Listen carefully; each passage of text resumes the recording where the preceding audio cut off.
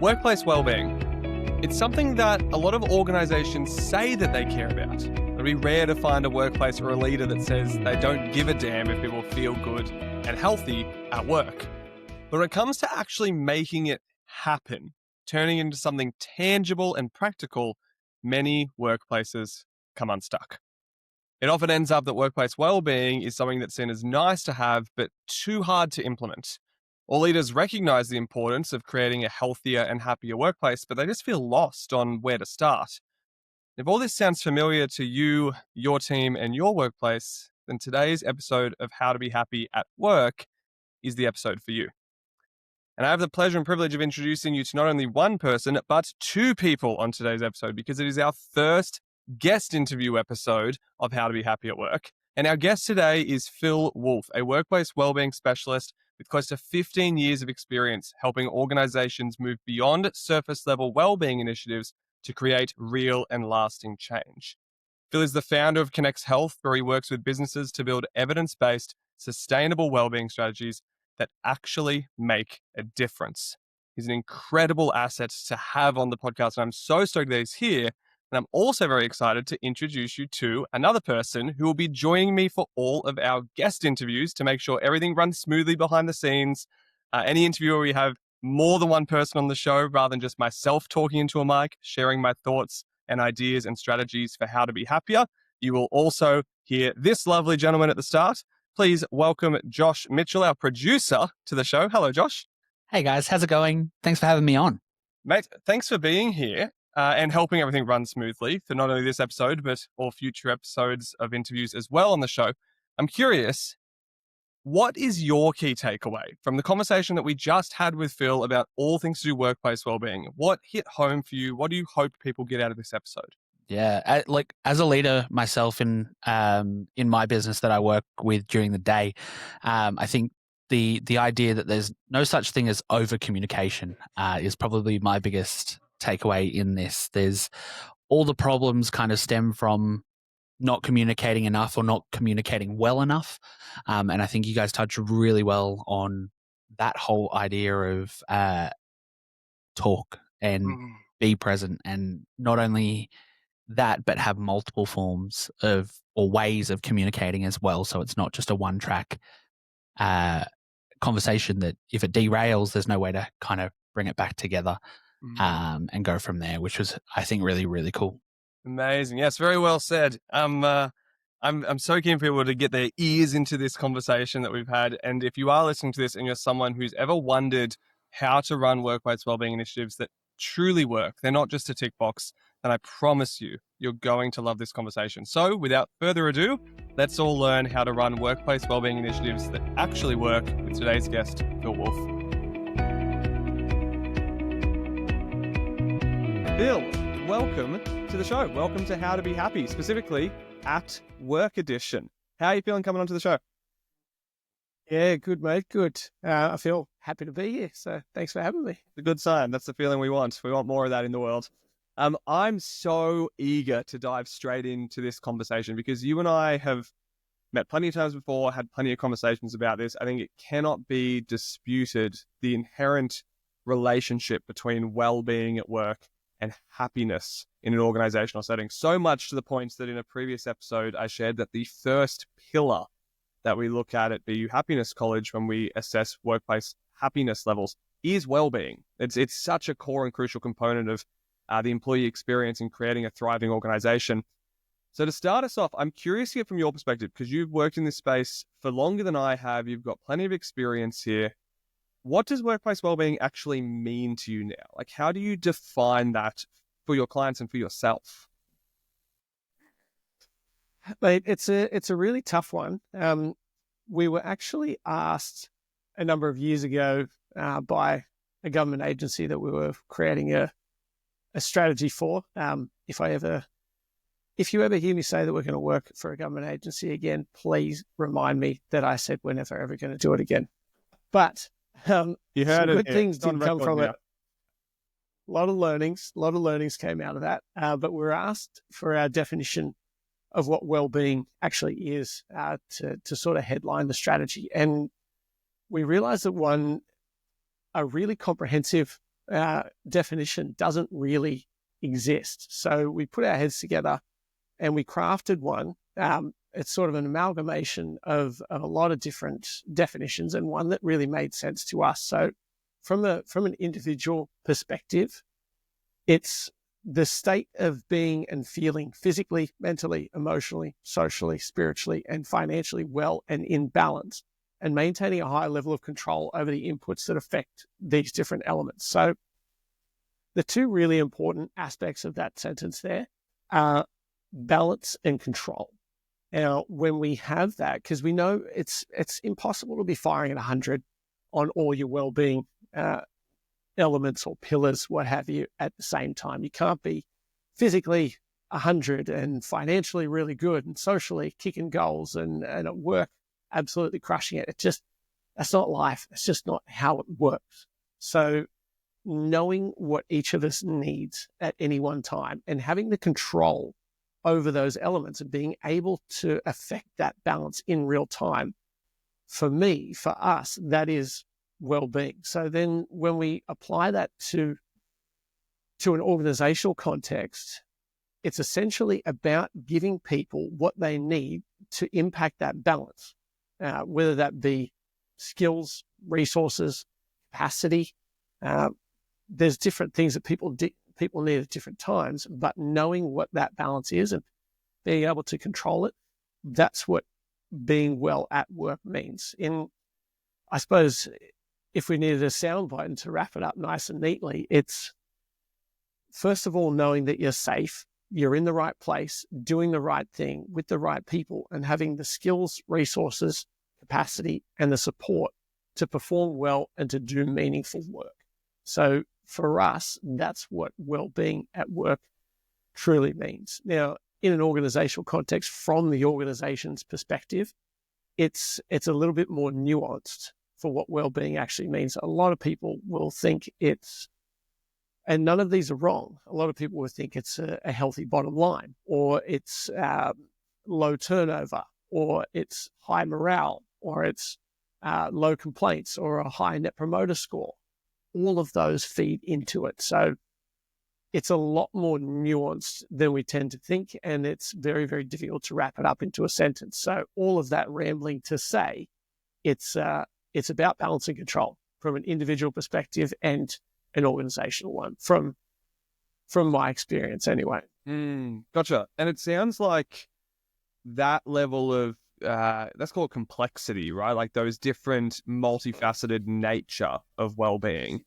It sounds like that lends itself almost to what you're saying of like, it's actually kind of hard to define workplace well-being. And I've found the same thing with workplace happiness as a one-size-fits-all that's going to apply to all industries, all team sizes, all workplaces, all maturity levels with their well-being strategy. Like, so perhaps maybe rather than aiming for that, it's by the sound of it, correct me if I'm wrong, more advantageous to go, what is workplace well-being to my specific organization or to my specific team within that multifaceted approach? Have you found that over the years, I'm curious to hear how your approach to well-being has changed. Have you found that it does need to be, for best results, a very tailored and individualized approach to the actual team and organization at hand? Yeah, without doubt. And it actually goes beyond that, because what well-being is to one person is very, very different to what well-being is to another. So in that way, it's impossible to look at organizations as a whole and just apply a template and go, this is what you need to do for your well-being. Because it's the same as going to a single person and saying, this is what works for Joe, so this is going to work for Declan, or this is going to work for Shelley, this is going to work for whoever. That's not the case. The broad strokes remain the same, because we know what contributes most to health. We know the things that affect well-being, but the nuances, the value is in the nuances. So my approach to it has definitely changed over the years. I was taught, as I started doing my marketing and as I was developing this organization, I was told that the best way to do things is to have a template that you can scale infinitely. Unfortunately, that's just not how this works. Well-being is incredibly nuanced, and we need the value is in that nuance. The value is in finding what works for a person, what works for a team, what works for a department, what works for an organization. And it's not as difficult as it sounds. It just requires a little bit of effort and the commitment and the resources in the right places to actually find what these people need, what these teams need, what these departments need, what these organizations need, and doing that. So it's not, whilst it is complex, it's not as difficult as people tend to think. And that, I think, scares a lot of people off. Oh, this is too big. If I can't just apply a template, or I can't just get someone in for a lunch and learn, or I can't just roll out this survey, then I don't really want to open that can of worms. But that's the wrong approach. It's complex, yes, but difficult, no. It just takes effort and commitment in the right areas, like anything that's worthwhile. I'm glad you highlighted that. It's almost like you tapped directly into my mind, because I was sitting here going, you're in a similar space to me where we're navigating this complex concept, right? That I think a lot of people have a familiarity with, in the sense that they have an idea of what happiness is. They have an idea of what well-being is, but then turning that concept into something tangible, measurable, impactful often gets put in the too hard basket. And organizations and leaders get scared away from doing that work. So I'm glad you highlighted, you're like, yes, this is complex. We're not going to lie about it. We're not going to say it's super simple and streamlined. It is complex, but it doesn't have to be remarkably difficult. What's your process, and what's the process that you'd recommend to, say we've got people listening to this who are tuning in to go, you know what, I do think we could do better with our wellbeing strategy in our team, in our workplace, in our organization as a whole. What would you advise is the method to take that complexity and not get caught up in the hardness of it? How do we still make it, I'm always going to call it like accessible complexity, of like, hey, we honor that this is complex, but we can still do something with it. What are the stepping stones for that? Yeah, it's a great question. I suppose it's the one that truly matters the most. There are a few steps to this. The first step, and it must happen. You cannot have impact without this. It's commit to well-being. Decide that it is important and commit to it at an organizational level from the top down. If you don't have commitment, you are going to waste resources. It will happen. You can still get there without commitment from the very top, but my goodness, it is very hard. It is very expensive, and it's going to take you a lot longer. So if you can commit truly to well-being, know that it is important, and decide that you're going to impact it meaningfully, then essentially everything becomes easier. Your decisions will actually start to reflect that. From the top down, leaders will start to prioritize the person over the work. They'll make decisions that reflect that choice, reflect that commitment. So that is far and away the first thing. Second is to do a discovery of needs. So what are the issues as you see them? What are the issues as your people see them? What are the issues that the data tells you are the issues? Is it turnover in specific teams? Is it absenteeism? Is it high workers' compensation? Is it failing in the psychosocial safety climate? What does the data tell you? What do you think? And what are your people telling you? That's the second step. Third step is to communicate. Communicate more than you think you should. It mitigates so many issues. Like it's unbelievable, actually, the amount of, and you would encounter this all the time, the amount of organizations that will get someone like me in, or someone like my friends to come in and say, how do we fix these issues? And I'll say, okay, it looks like a communication issue. I say, no, I don't think so. No, we're pretty good at communication. Can you dig around and find out? Okay, cool.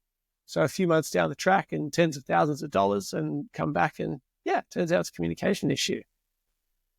I guarantee you're not talking to your people enough. I guarantee you're not creating enough avenues for your people to talk to you in order to mitigate these issues, in order to find out what's actually going on. Then from that, once we have that data, once we know what's happening, or once we have a good idea of what we think we know is happening, then we have to put in place the things that we know, or the things that we think will affect that. So what is the data telling us to do? Now we have to commit to that and actually start doing it. That plan does not have to be perfect by any means. It will probably suck to start with, but it's in the doing that we learn what's actually going to work, what's not going to work, what needs a little bit more resources, what do we double down on, what do we need to trim. So I suppose if we were to sum all of that up, it would be commit to wellbeing from the top, find out what's going on, communicate openly, freely, and regularly, design the initiatives that you think will work, and just do them. Take action on them. It doesn't matter if they suck, as long as you are communicating the entire way, saying, okay, this didn't work out. This is why it didn't work out. This is why we tried it. It didn't work. Now we're going to try this. As long as you're communicating that and taking action, your people will give you a lot of leeway. If you don't communicate, if you don't take action, or if you promise one thing and don't deliver, or deliver something completely different, that's how you break trust. So that process is easier than you think. It doesn't take that much time. It doesn't take that many resources, and it doesn't take a rocket scientist to do, as long as you do it like that. Anyone can do that, honestly. Well, not anyone, but yeah, it's easier than we think it is. Yeah. I'm glad you highlighted the communication piece in there. I'm reminded of this saying I came across once where it was another consultant that I'd been meeting with and talking to, and he said, you know what? I don't think I've ever really seen an organization that had a problem of over communication. Like if you're thinking, it's, you know what I mean? It's like the problem is always we're under communicating. So I promise you, if you are listening to this and you're like, we need to talk more to our people, but I'm worried I'm going to oversaturate them with information, or they're going to get lost in the data and the details, or what do we not need to share with them? Do they need all this info? Like, the risk level of you over communicating is so negligible and so slim compared to the risk level of you under communicating. And so many times I've seen when we go into workplaces to assess their happiness levels, we'll come back and we'll say, hey, the people are asking for these sort of strategies, or there's a gap here that we think you could solve. And they turn around and go, oh, we have all that. We do that. And I go, when did you last tell people about it? And it turns out they've got these great strategies. They've got these great initiatives, but no one's using them because no one knows about them, because they're not spoken about enough. So I'm glad you highlighted that nature and the fact that communication is a two-way street. It's not just you blasting out, emails and messages to all your staff. It needs to be, where are our avenues and opportunities for our staff to give feedback to us, for them to play an active part in creating wellbeing strategies. And you mentioned in there that a way potentially to do that is surveys. Now, I want to get your thoughts on this, because I know you've got hot thoughts on this. So we're going to go there. Let's get spicy with it for a second. You put out a post a while ago on LinkedIn, which I loved. It went really well. It said something along the lines of, I fundamentally don't believe that employees are sick and tired of surveys. I think they're sick and tired of shit surveys. Talk to us about this. Definitely. And just one thing, it definitely bears mention. It's going to burn a hole in the back of my head if we don't quickly address this just from before. So companies that are worried about over communicating, that's an oxymoron. They're worried. What they're really worried about is information saturation. If they're actually communicating, then the feedback will be, there's too much information that you're giving us. You're just basically dumping all of this on us. Communication is an expression and an understanding of ideas, of concepts, of information. So if companies are worried about over communicating, what they're really worried about is dumping too much crap on people that they have to sift through. If they're actually communicating, that will never, ever happen. You can't over communicate. You can overshare, you can oversaturate, but you can't over communicate. That's from my experience. Surveys. Let's talk surveys. I like that you just for those listening, you won't be able to see the visual of this, but the way you just sort of led back and stretched and got ready, you're like, let's go. Let's talk. So yes, surveys. Talk to me. So we use surveys a lot, and I think they're so valuable. But I know the exact post that you're referring to, and it's how I feel about this. I remember being really fired up as I was writing this, because so often we'll go into an organization, they'll go, oh, our people have survey fatigue. bullshit they do. They do not have survey fatigue. No one will ever get tired of telling you what they feel and what they need if that's being acted on.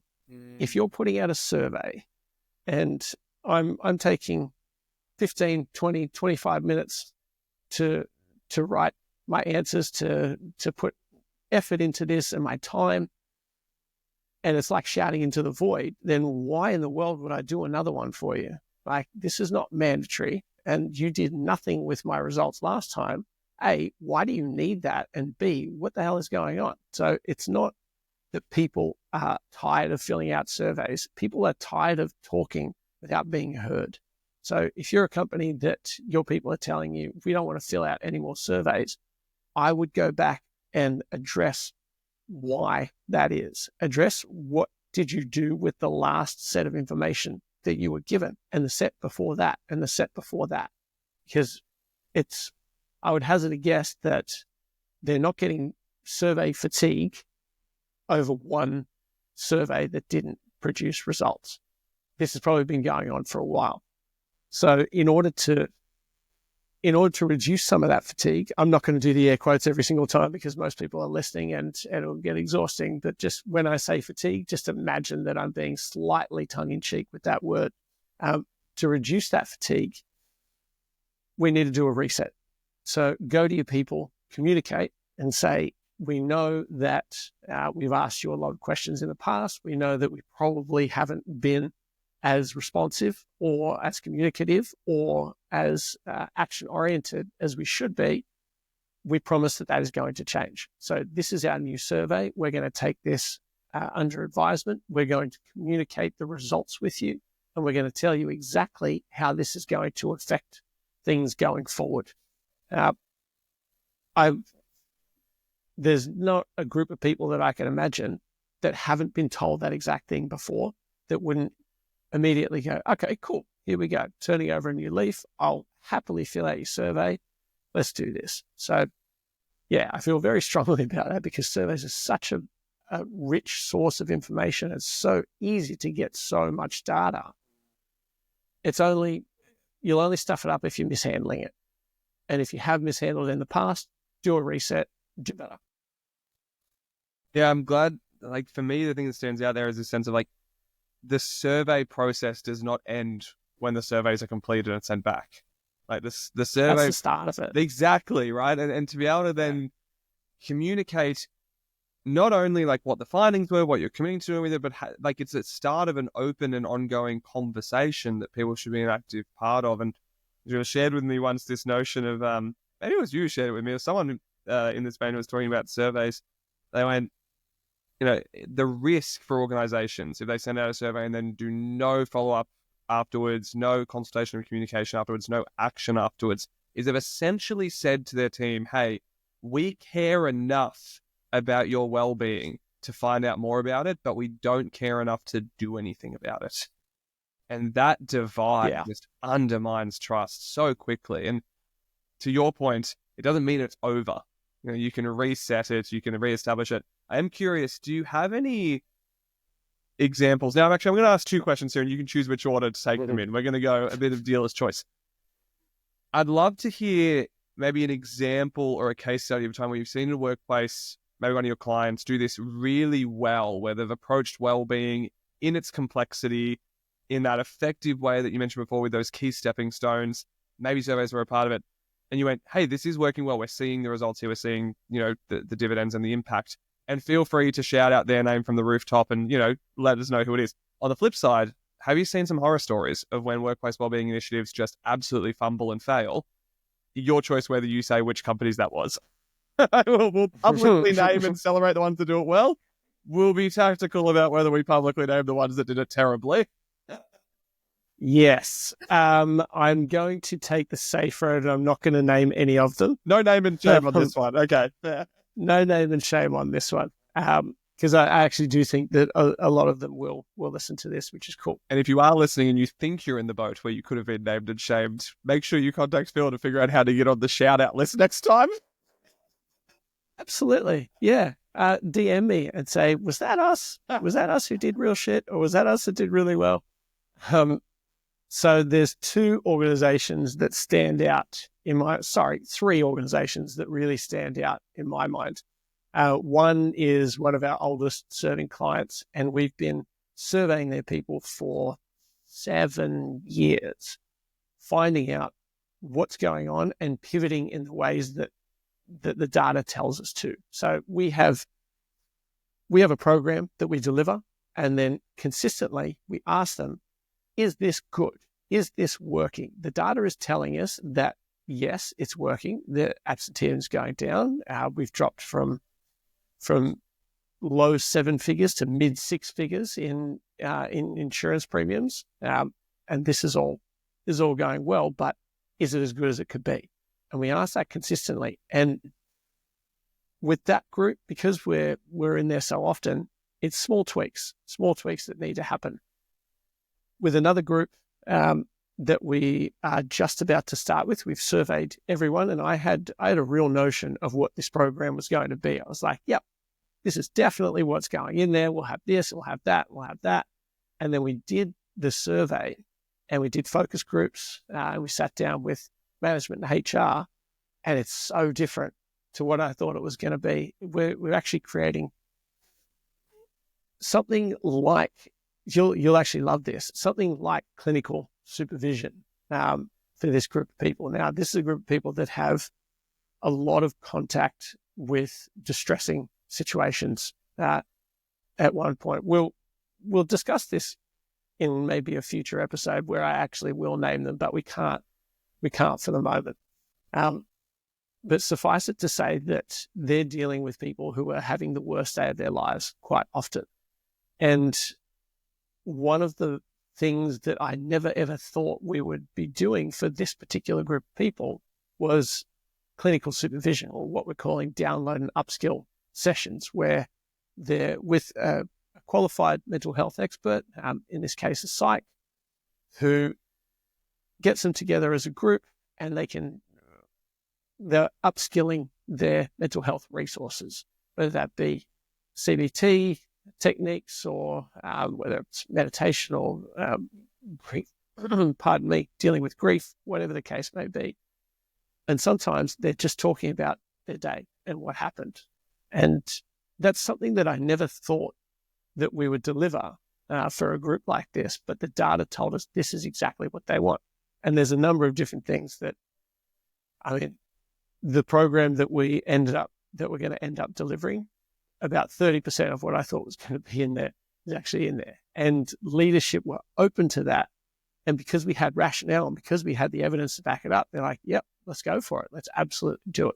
So in that way, because we had commitment from the start, we were able to pivot in any way that we needed to. And I guarantee once we start delivering this, it's going to change.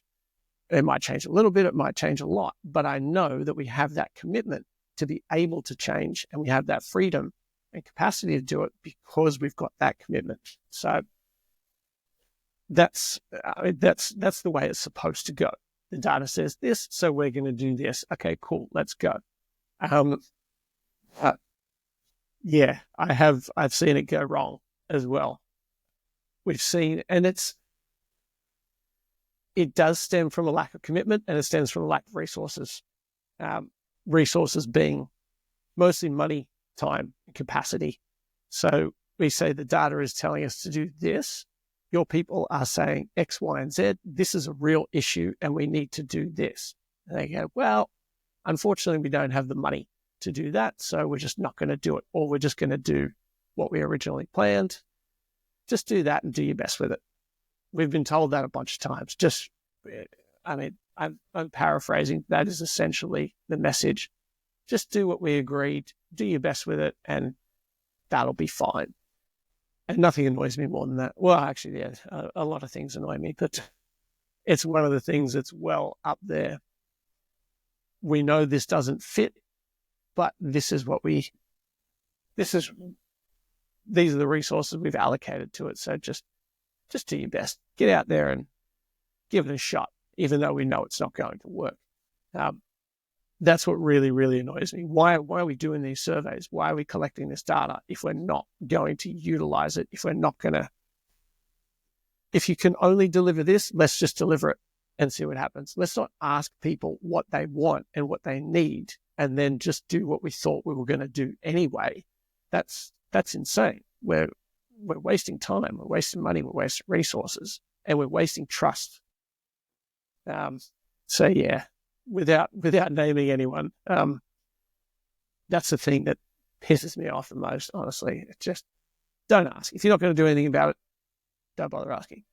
And I mean, it sounds like the big difference between those two, whether it's going to be a really successful wellbeing initiative or one that's not so successful, as you mentioned, is that first step of that buy-in, that commitment from top down, and also almost not only a commitment, because I think you could say commitment as rigid, right, of commitment to the program or the method or the path, but it sounds like really what you're saying is like commitment to the end goal and how we get there may change. Like I talk a lot about this, I like it when organizations are ridiculously stubborn on vision and purpose, but remarkably flexible on method. Like how they get to that vision and purpose is adaptable based to their people, based to the economic climate, based to whatever's going on around them. And it sounds like a similar vein where it's like, we want you to be very committed to the end purpose and goal of well-being. And so that's very important to us, and back up that saying with actual, proof.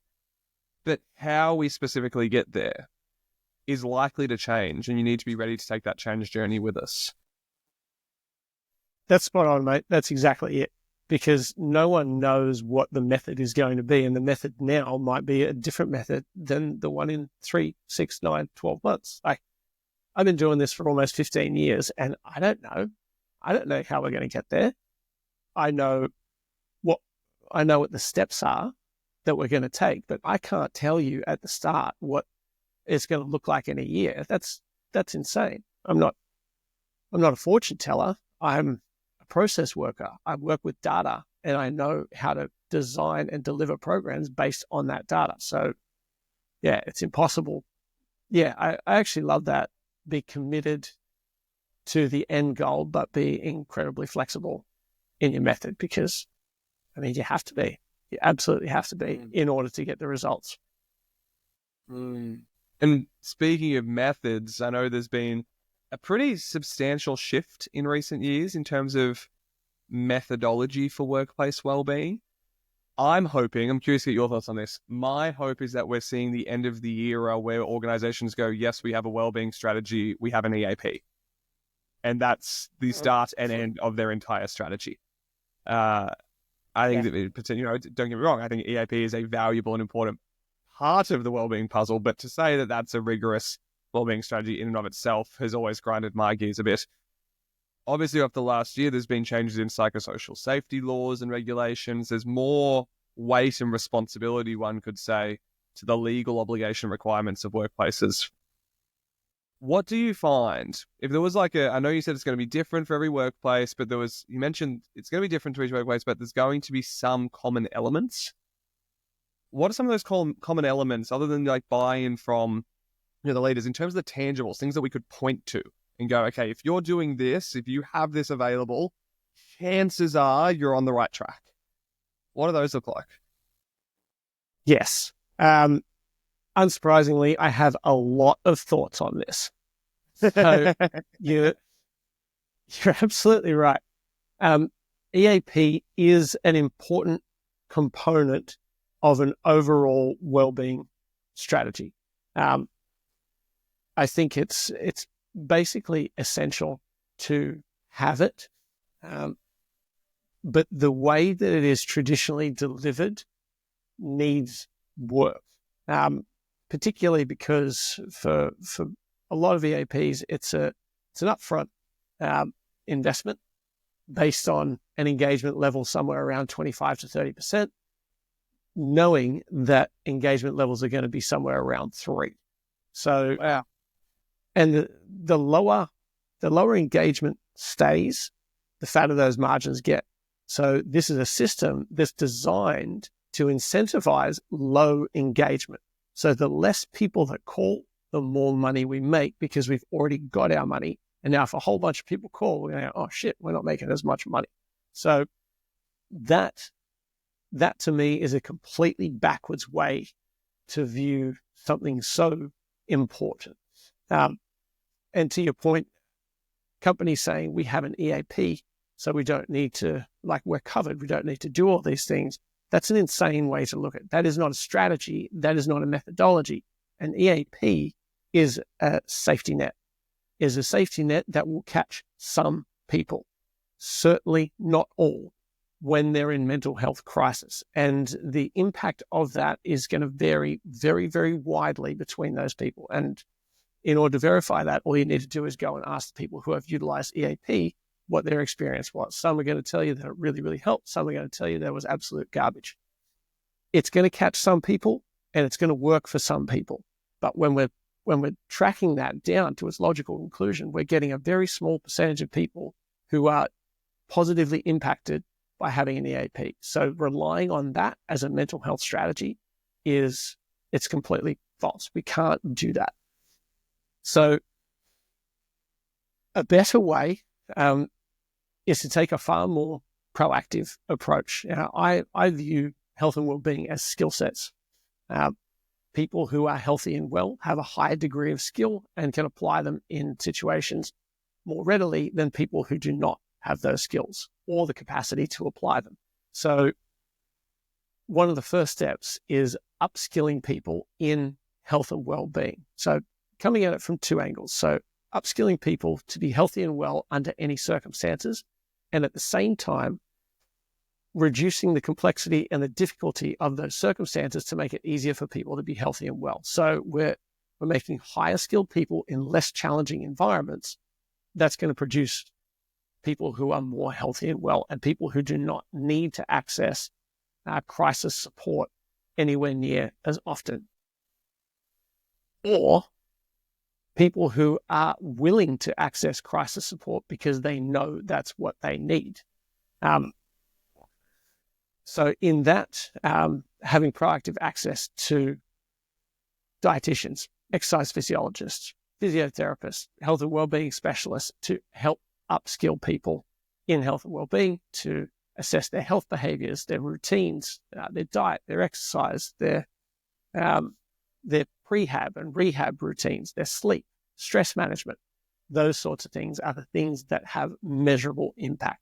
So it's kind of like a far more proactive and comprehensive form of EAP. And that, to your point before, to your question before, how has my approach to wellbeing changed over the years? That's how it's changed.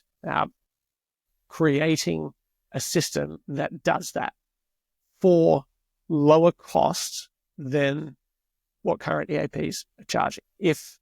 Because we don't need to charge all that. It's not necessary to charge a 100-person organization $35,000 for 4 phone calls that are going to be made. Like, that's insane. We don't need to charge that. We can do it pay as you go. So you're only ever paying for the things that you need. Like, why is that not the system why is that not the go-to system? Everybody wins there. So that's what we've created. And I don't want to spend too much time spruiking that, but that's essentially what we've done. And this is what I see being the system that is used going forward in this country.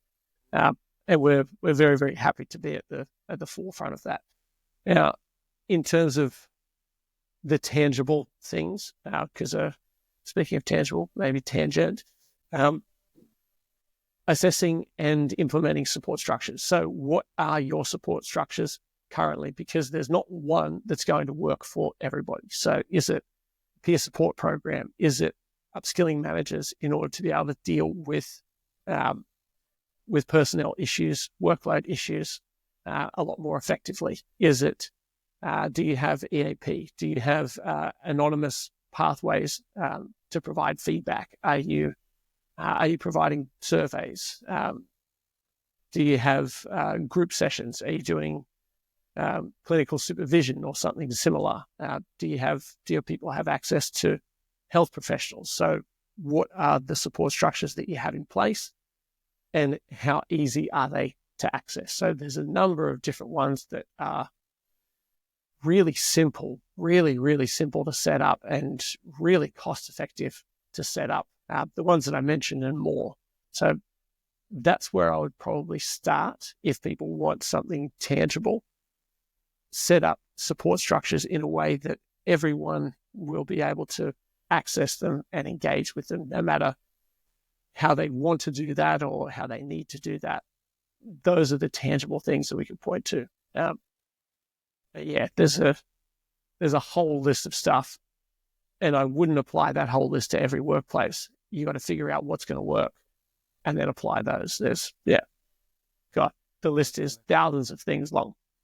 Yeah. I think, again, that's the nuance part, right? It's the complexity of being able to go, what are the elements we actually need for each individual workplace? And, you said you didn't want to spend too much time sort of spruiking what you do, but I'm happy to, because I think having an evidence-based, proactive, skills-oriented approach to workplace well-being allows us to, get way more bang for our buck. Potentially also allows our listeners, our audience, workplaces who take this route to increase their well-being budgets, because it's now not just a well-being strategy, it's a learning and development strategy too. It's part of upskilling and resourcing your people and making them feel confident and competent in looking after their well-being. And so I think it's just a much more effective methodology and approach. And it's one that I know you've built two of your key programs around, the Wellbeing Enrichment Program and the Sustainable High Performance Program. And I'd encourage our listeners, if this conversation has resonated with you and you're like, I do think we could do wellbeing better in our team and in our workplace, I encourage them to reach out to yourself, Phil, send a message, send a DM, and ask more about those programs and that approach, because the more workplaces who take that approach, it aligns so nicely with what we do at BU Happiness College. I just think the healthier our workplaces are going to be in Australia, and as a result, the happier they're going to be. So I get to be real cheeky and count it towards my purpose and vision. I think they're very complementary. But before we officially wrap up this episode, I'm curious to get from your experience. You said you've been doing this for nearly 15 years. You've worked with a whole range of clients. You've got this pathway and approach that people need to focus on. If people were to take one key message away from this conversation that they can then take to their head of people and culture, their head of wellbeing, or their direct manager, they went, hey, I listened to this podcast. It really resonated with me. I think we could do better with workplace wellbeing. What is the key thing that you hope they then go and tell those people who are in the decision-making powers to do something with this? What a wonderful question. And one that we definitely didn't prepare ahead of time. So I like surprising you. I hope I cover. Yeah. I hope I can get across what I really want to say. A message to take back to, head of people and culture, or CFO, CEO, basically whoever's in charge of doing this, is better well-being is very, very possible, and it is not as hard or as expensive as you think it is. That's really the message that I'd love to get across to everyone. It's so incredibly important, and it's so incredibly possible, and it's easier than we think it is. So, that's the main thing. And like you said about the learning and development budget that can be applied to wellbeing, because it's a skills-based thing. Absolutely. And also the money that we're currently, I will not say wasting. The money that we're currently spending on EAP could be applied to a better system that still has everything that EAP offers with a whole bunch more. And the only reason that you would ever have to pay more is if you're getting engagement levels that are orders of magnitude higher than what you're currently getting. I suppose those are the two things. EAP could be more efficient, and well-being is possible, and it's not as hard as you think. I love it. That's I think a really, really poignant summary of the conversation we've had today that people can then take away, continue the conversation, because like you and I said, surveying your people is not the end of the survey process when you get the data back, it's the start of it. Same with this podcast and our conversation today. I hope the people listening to this is the start of their conversations in their workplace about workplace wellbeing, about doing it far more effectively. And I'd encourage everyone listening to follow yourself on LinkedIn, because there's some great snarky posts you put out sometimes about poor, shitty strategies, and I'm all about that. But B, you just share really good, insightful, valuable information. And of course, to follow the links in the show notes to connect with yourself on the website as well, and to find out more about the great work that you and your team are doing. Phil, I cannot thank you enough for coming onto the show and sharing your experience, your insights, your advice, your tips. I think it's going to be a very valuable contributor to our vision and purpose of the show of growing global happiness. I mentioned before, the healthier our workforce is, the healthier our workplaces are in Australia, the happier our workforces are as well. So from the bottom of my heart, thank you once again for being here. Thanks, Declan. Appreciate it, mate. Well, that is a wrap for today's episode. If you enjoyed this conversation, make sure to subscribe so you do not miss future episodes. We would love to hear your key takeaways. Connect with us and, of course, our guest, Phil, via the links in the show notes. And, of course, if you want to be extra intentional about spreading that ripple effect of happiness, the best way to do that, particularly for this episode, is to share this episode with your colleagues. Because at the end of the day, a happier workplace can start with just one conversation. Thank you again for tuning in, and we'll see you next time on How to Be Happy.